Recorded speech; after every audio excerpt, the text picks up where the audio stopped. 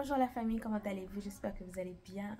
Je viens seulement partager un petit enseignement avec vous. J'aime beaucoup quand le Saint-Esprit m'enseigne et j'ai pas voulu garder ça pour moi. En fait, il y a quelques jours, mon fils a commencé à avoir la diarrhée et des vomissements. Évidemment, il perd du liquide, donc il perd du poids.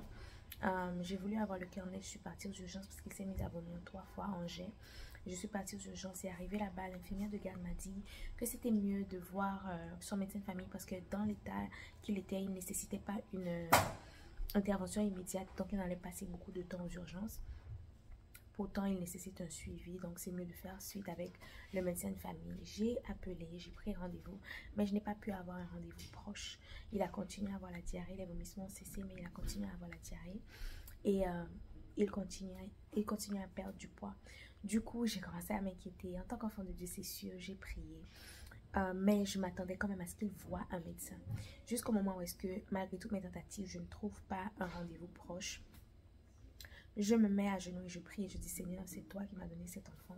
Je sais que c'est toi qui as formé ses organes et je sais que tu es capable de le guérir, de le toucher et que ça cesse et que ça rentre dans l'ordre. Et c'est seulement à ce moment-là que j'ai commencé à voir qu'il reprenne son poids, que les selles ont commencé à devenir toujours liquides mais un peu plus épais.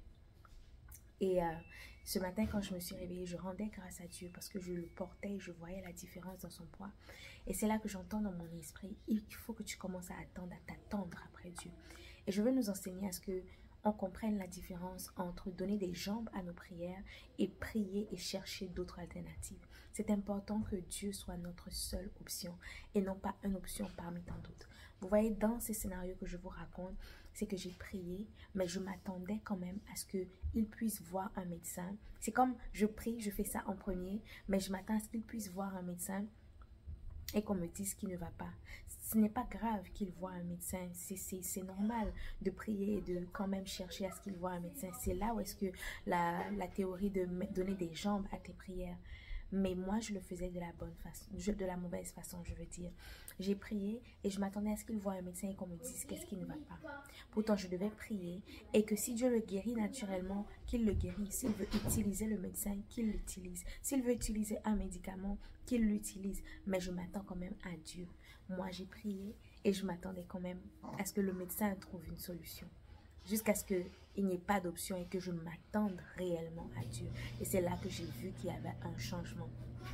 Du coup, c'était simplement ça que je voulais partager. J'ai vu c'est quoi la différence. Souvent, on veut être sage. Oui, je vais prier, mais je ne vais pas rester ici. Que dans les actions que tu vas apporter, tu t'attends toujours à Dieu et non pas à aucune autre ressource. Que Dieu soit notre seule option. Passez une bonne journée.